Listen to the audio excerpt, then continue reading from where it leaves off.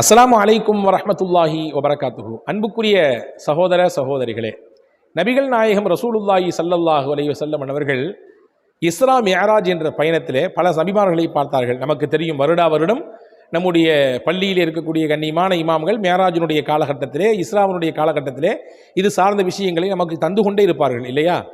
அங்கே பார்த்த நபிகளில் ஒருவர் தான் சையதுனா இப்ராஹிம் அலைஹி ஸலாத்து வஸ்ஸலாம்.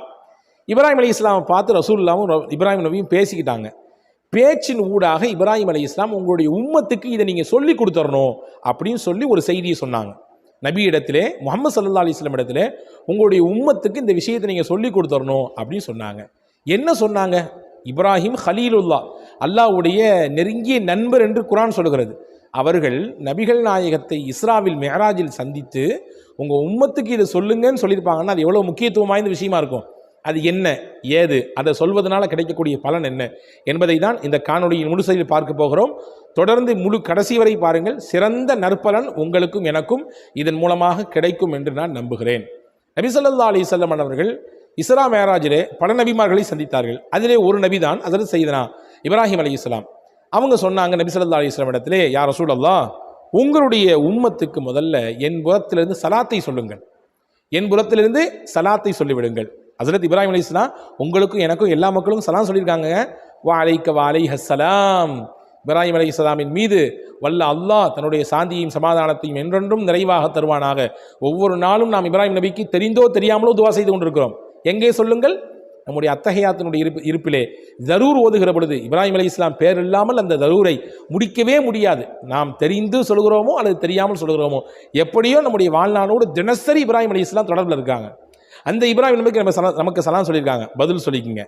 அடுத்து இப்ராஹிம் நபி சொன்னாங்க, உங்களுடைய உம்மத்துக்கு சொல்லுங்க, சொர்க்கத்தினுடைய நீர் இருக்கிறதே ரொம்ப மதுரமானது. டேஸ்ட் அது மாதிரி ஒரு டேஸ்ட் இல்லை. சொர்க்கத்தினுடைய தண்ணீர் அவ்வளவு மதுரமானது. சொர்க்கத்தினுடைய மண் இருக்குத அவ்வளவு மனமானது. என்னது, மண்ணுக்கு மனம் உண்டா? ஆமாம், சொர்க்கத்து மண்ணுக்கு மனம் உண்டு.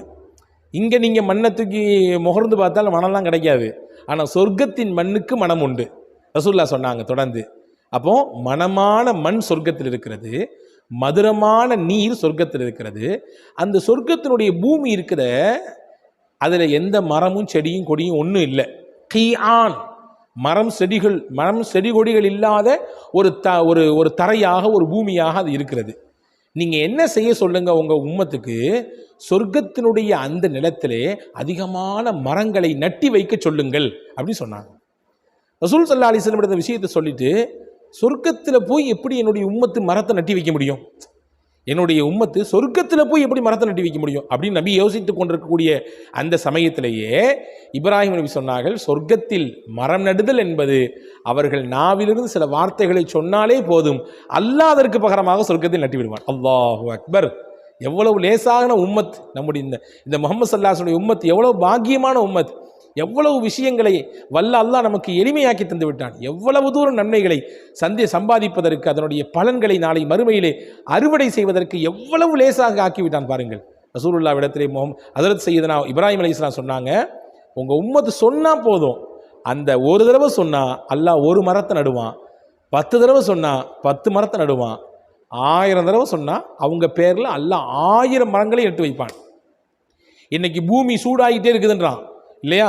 பூமி வெப்பமாகிக்கொண்டே இருக்கிறது, பருவநிலை மாற்றங்கள் நடந்து கொண்டே இருக்கிறது. பல்வேறு விதமான இயற்கை சார்ந்த மட்டுமல்லாமல் இந்த காலநிலை மாற்றத்தினாலே பல்வேறு விதமான கேடுகளையும் விளைவுகளையும் சந்திக்கிறோம். இதுக்கு மிகச்சிறந்த மருந்து என்ன அப்படின்னா, அறிஞர்கள் சொல்கிறார்கள், பூமியை பசுமையாக மாற்ற வேண்டும். அதாவது அதிகமான மரங்களை நட்டு வைக்க வேண்டும். நீங்கள் பார்க்குறத பார்த்தா தெரியுது, மரத்தை நடுறது இருக்கட்டும், இருக்கிற மரத்தை பாதுகாத்தா போதும், எல்லாமே வெட்டி ஃப்ளாட்டு கட்டிட்டு இருக்காங்க அப்படின்ற மாதிரி நீங்கள் பார்க்குறது தெரியுது. உண்மைதான், பூமி பசுமையாக இருக்க வேண்டும் என்றால் மரம் என்பது ரொம்ப முக்கியம்.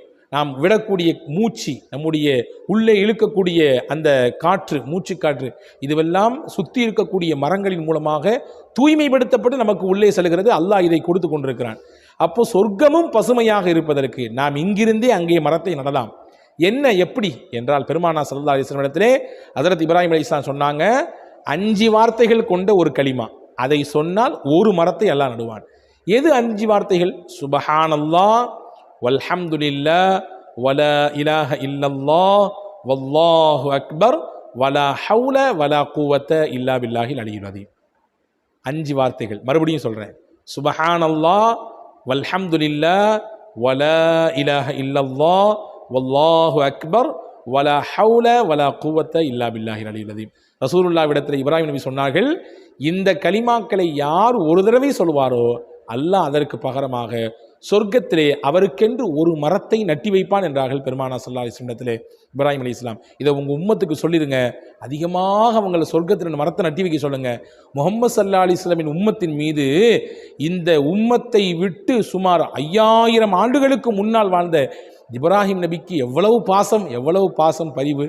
நபியை சந்தித்து இதை உங்கள் உம்மத்துக்கு சொல்லி இந்த காரியத்தை செய்ய சொல்லுங்க அப்படின்னு இப்ராஹிம் நபி ஆசைப்பட்டிருக்காங்கன்னா அந்த ஆசையை நீங்களும் நானும் எல்லா மக்களும் நிறைவேற்றணுமா வேண்டாமா? இன்ஷா அல்லாஹ் இனி வரும் காலங்களில் இந்த கலிமாக்களை நாம் ஓதுவோம்.